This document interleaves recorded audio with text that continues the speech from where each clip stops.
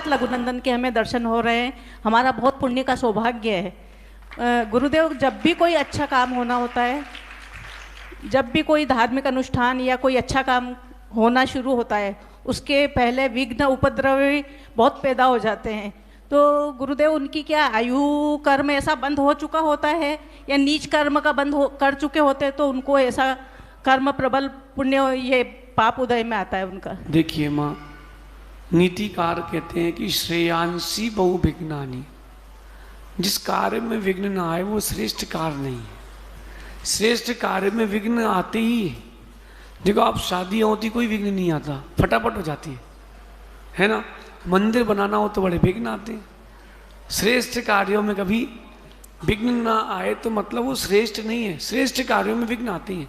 फिर भी जैसी जिसकी परिणति हो, अपन ये नहीं कह सकते कि किसी के अशुभ आयु का बंद हो गया ही हो सकता हो कि वर्तमान के बीच की परिणति हो, फिर स्थितिकरण हो जाए, और नहीं होगा तो निश्चित रूप से आयु का बंद होता है। आचार्य कहते हैं कि योग वक्रता विसंवादनम च सुबस्य नामना, जिनके अशुभ नाम कर्म का बंद होता है या जो अशुभ नाम कर्म बंद करना चाहते हैं वो विसंवाद करते हैं, कलह करते हैं।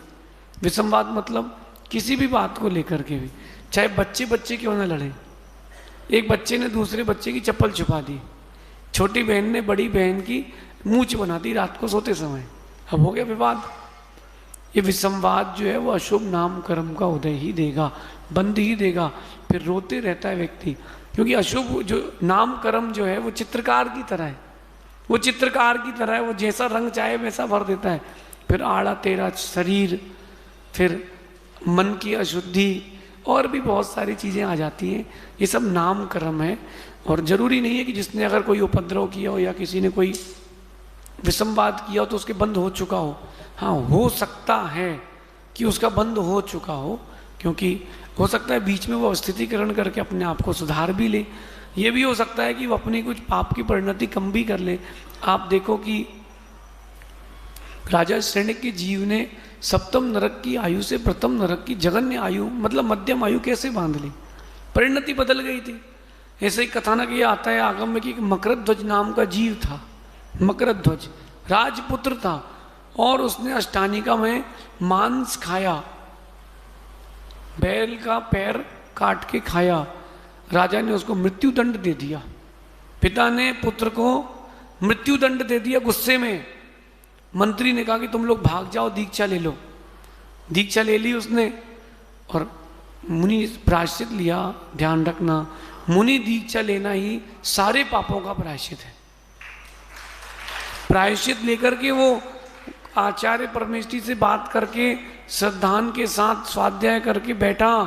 21वें दिन उसको केवल ज्ञान हो गया। तो इतनी बड़ा पाप तो किसी ने किया ही नहीं। तो ये चीजें होती हैं, लेकिन अपन सबके प्रति सद्भाव रखें, यही सोचें कभी हमारी भी ऐसी परिणति रही होगी तो हम पंचम काल में आए, भगवान इसकी परिणति जल्दी अच्छी हो ताकि ये भी जल्दी भव्य बने, ऐसा समझ। गुरुदेव, जल्दी भव्य बने, ऐसा समझ। गुरुदेव, पिछले पंच कल्याणक में जो भिलवाड़ा में हुआ था उसमें हमें नेमी राजुल बनने का सौभाग्य प्राप्त हुआ था। तो क्या हमारा ये पुण्य कर्म का उदय था या बनने के बाद अपुण्य कर्म आने वाला है हमारा? अरे आपका तो साथी से पुण्य का उदय था, और यहाँ भी नेमी राजुल बने, उनका भी साथी से पुण्य का उदय। आप उनसे मिल लेना, उनको लगना, उनको मालूम चल जाए कि वो कितना बड़ा रोल प्ले कर रहे हैं। सब पुण्य के उदय से ही पात्रता बनती है, ऐसा समझ। नमोस्तु गुरुदेव।